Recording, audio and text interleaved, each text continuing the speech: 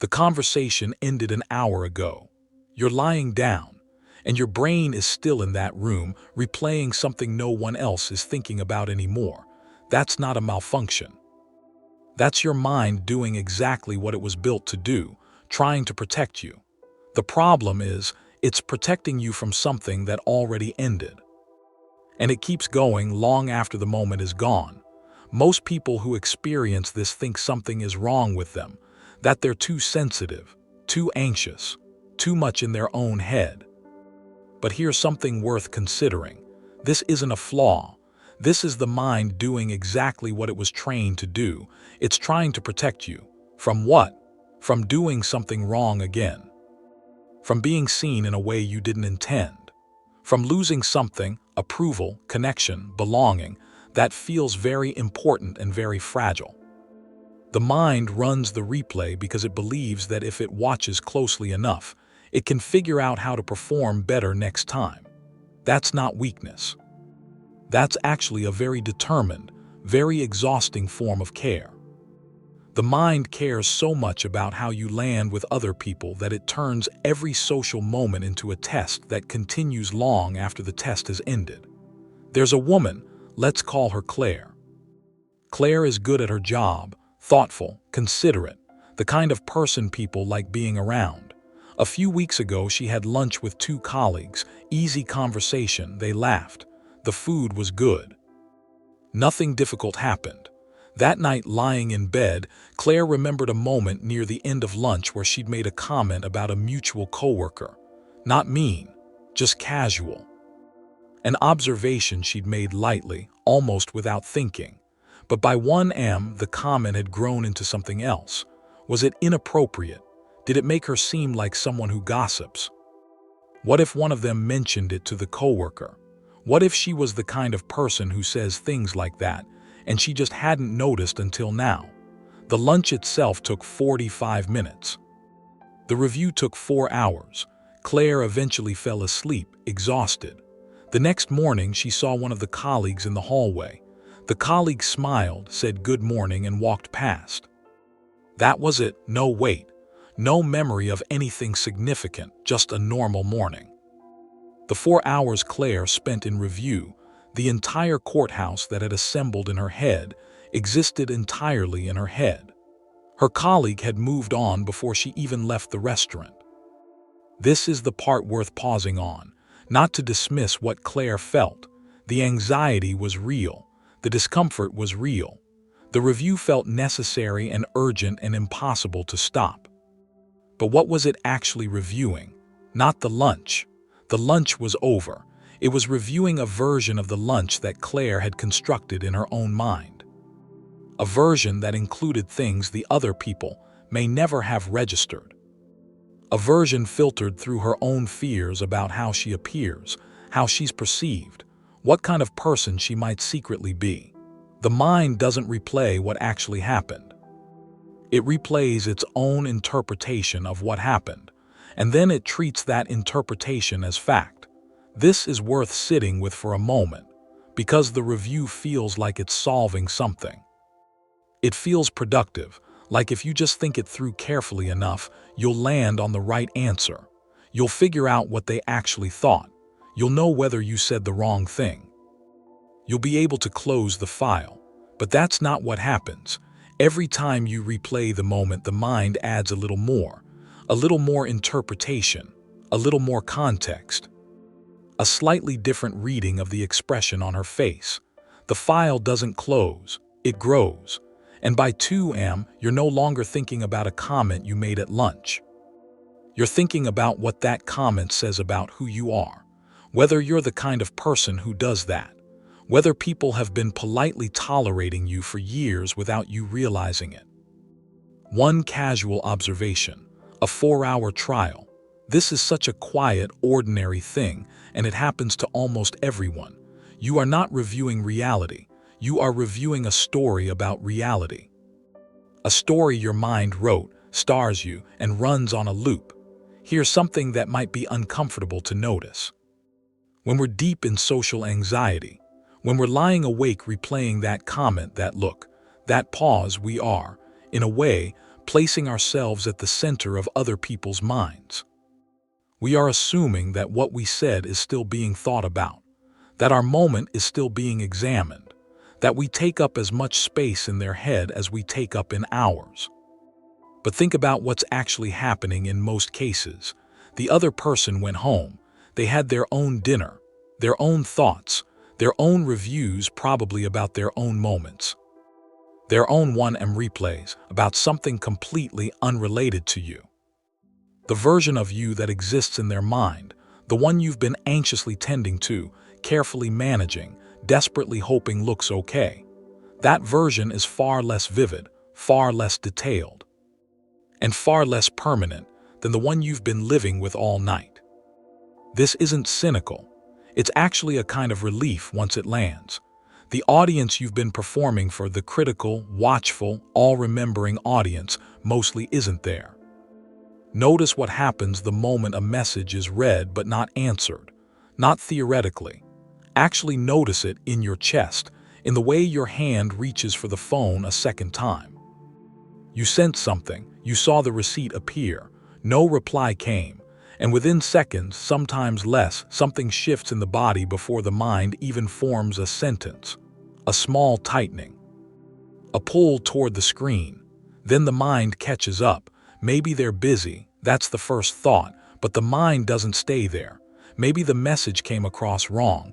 Maybe you were too much. Maybe they read it and felt something they didn't want to address. Maybe this is the beginning of a distance you hadn't seen coming. 5 minutes pass. 10. The phone sits face down on the table.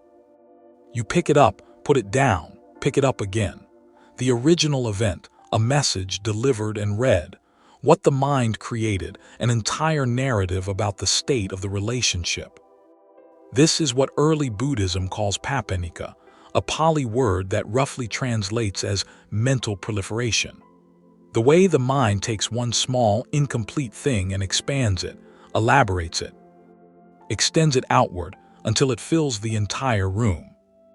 One casual comment at lunch, one slightly awkward pause, one message that was read but not immediately answered, and then proliferation. The comment becomes evidence of a character flaw. The pause becomes a sign of disapproval. The unread message becomes proof of something shifting in the relationship. The teaching describes it like this. Something happens, the eyes see it, the ears hear it, the body registers it. Then the mind touches that raw experience, and almost instantly it begins adding. Memory, comparison, meaning, interpretation. And by the time it's finished, what you're experiencing is no longer the original event. It's the original event plus everything your mind brought to it. The mind doesn't do this because it's broken. It does this because it's trying to understand, to anticipate, to prepare. But in doing so, it almost always makes the thing bigger than it is. And then it suffers inside the version it created. Here's the second story. Marcus is preparing for a presentation at work. He's done this kind of thing before. He knows the material. But 2 days before the presentation, something shifts. He starts rehearsing in his head. Not the content, he knows the content. He starts rehearsing how he'll come across. He imagines his manager's face as he speaks. He imagines a question he won't be able to answer well. He imagines a moment where he loses his train of thought and the room goes quiet. He lies awake the night before, running through every version of how it could go wrong. The morning of the presentation, he walks in with his notes. He speaks. People listen. Someone asks a decent question. It ends. His manager nods. Afterward, a colleague comes by and says it went well. Marcus says thank you. And then, alone at his desk, he begins replaying the one moment where he stumbled slightly over a sentence in the middle. Not the whole presentation. That one sentence. What's happening in Marcus's experience is something most people know from the inside. The fear isn't really about the presentation. The fear is about what the presentation might reveal.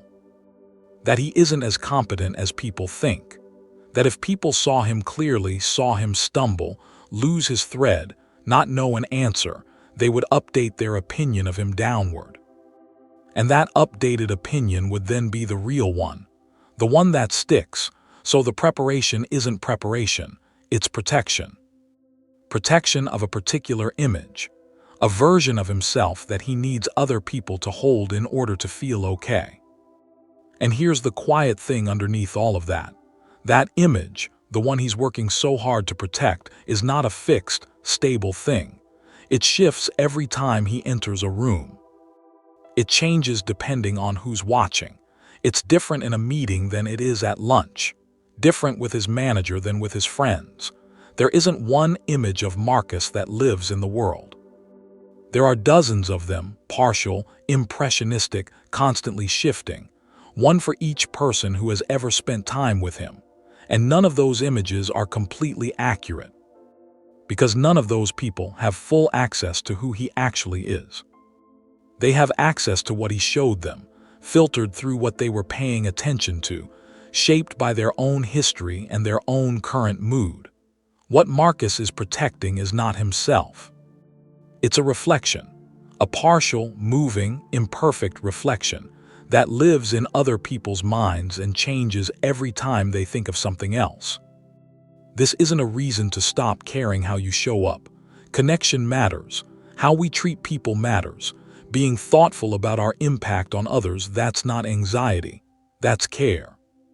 The difference is this: care asks, am I being honest? Am I being kind? Am I being present? Anxiety asks, how am I being seen? What are they thinking? What do they remember? Care is directed outward, toward the other person, toward the relationship. Anxiety is directed inward, toward the image, toward the version of yourself that exists in other people's minds, toward something you can't actually see or control, no matter how many hours you spend reviewing. Here's one way to feel that difference in a real moment.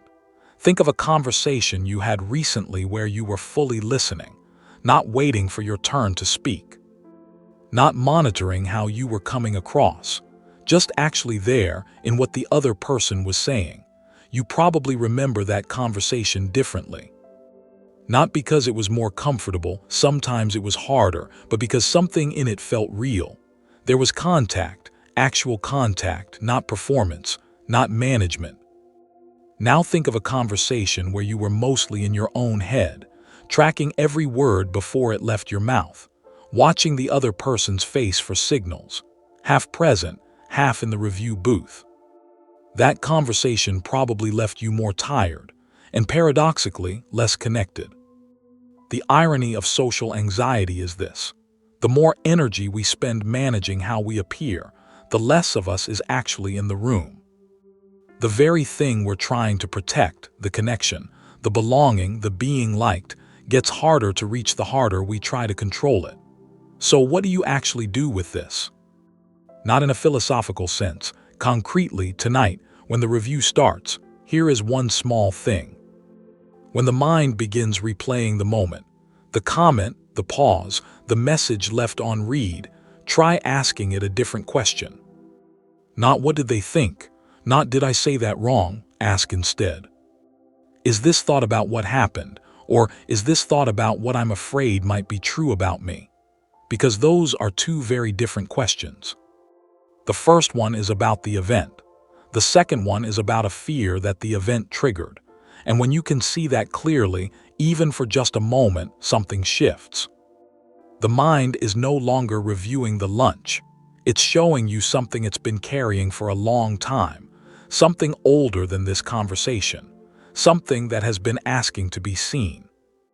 And when that's visible, the review often loses its urgency, not because the fear is gone, but because you can see what the fear is actually about.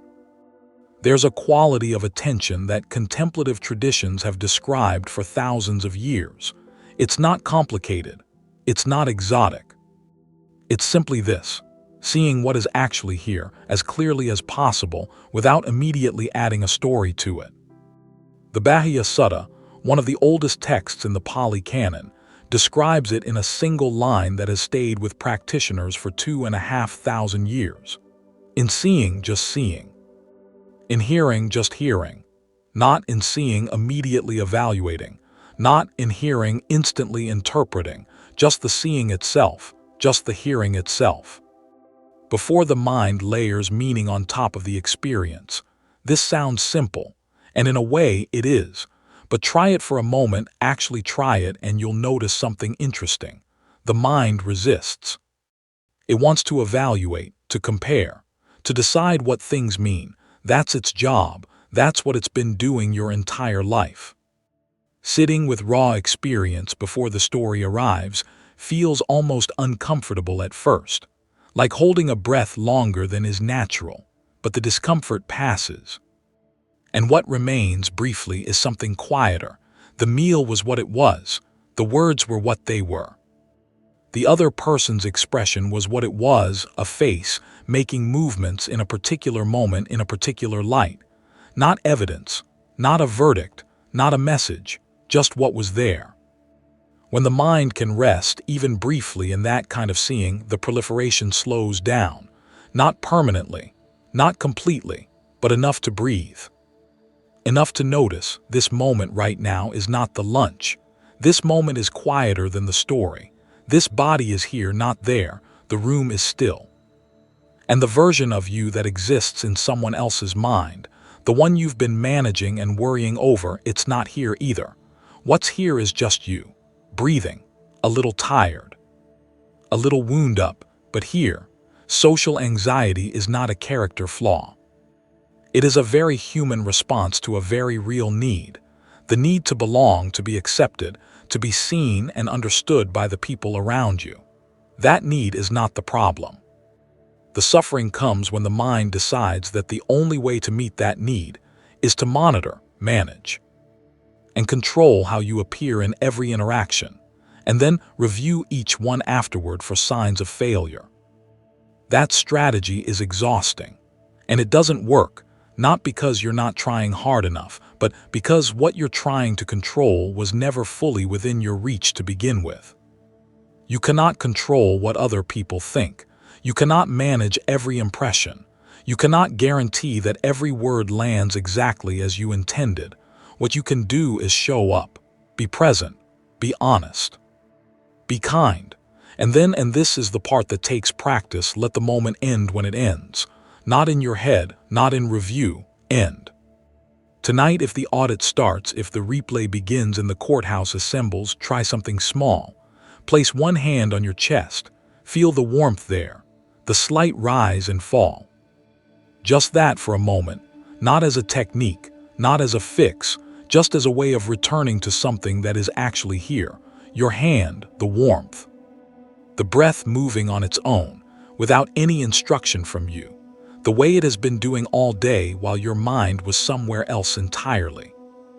And then ask quietly, is anything actually happening right now? Not in the memory, not in the story, right now, in this body, in this room. Look around if you need to. The ceiling, the window, the particular darkness of the room, the sound of the house settling, or the street outside, or the small sounds that are always there when the mind finally gets quiet enough to hear them. Most of the time, the honest answer is no. Nothing is happening. The room is still. The conversation is over. The other person is somewhere else entirely, living their own evening, moving through their own thoughts, which are almost certainly not about what you said. And you are here, just here. That's not a small thing, actually. That noticing, that returning, is the beginning of something different. Not a cure, not an end to the anxiety, but a different relationship with it. The review will start again, probably soon. The mind is persistent like that. But each time you do this, each time you catch the moment where real experience ends and the constructed story begins, and you come back, even briefly, to the warmth of your hand, and the sound of the room and the simple fact of being here, something shifts. Slightly, quietly, in a way that doesn't announce itself. But over time, that shift accumulates, not into a permanent state of calm, not into a life without the replay, but into a little more space between the moment something happens and the moment the mind decides what it means. And in that space, there is more room to breathe, more room to see clearly, more room to be actually present with the people you care about, rather than managing a performance for an audience that mostly isn't watching.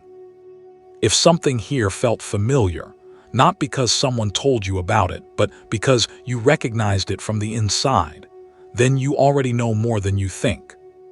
That recognition is the beginning, not of fixing anything, just of seeing it more clearly. And sometimes that's enough to make the night a little quieter. I'll see you in the next one.